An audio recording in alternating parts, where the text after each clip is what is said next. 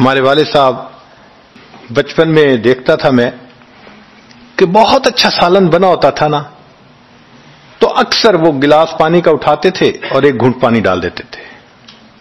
مجھے سمجھ نہیں آتی تھی یہ کیا کرتے ہیں. میں اکثر ان سے پوچھتا تھا ابو آپ ایسے کیوں کرتے ہیں، نہیں بتاتے تھے. جب ان کی وفات ہوئی تو بعد میں والدہ صاحبہ نے کہا کہ اصل میں وہ یہ کہا کرتے تھے کہ نفس میرا دشمن ہے، میں اس نفس کو لذتیں کیوں دوں.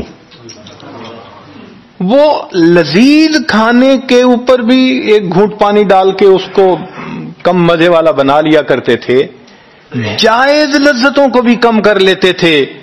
ہمارا کیا حال ہوگا جو ناجائز لذتوں کے پیچھے بھاگ. تو یہ ضغط قبر مومن کو بھی پیش آتا ہے اور کافر کو بھی، مگر فرق ہے. کافر کو پیش آئے گا کہ حدیث پاک میں آتا ہے دائیں طرف کی پسلیاں بائیں طرف اور بائیں کی پسلیاں دائیں طرف، یوں پسلیاں توڑ کے رکھ دیں گے.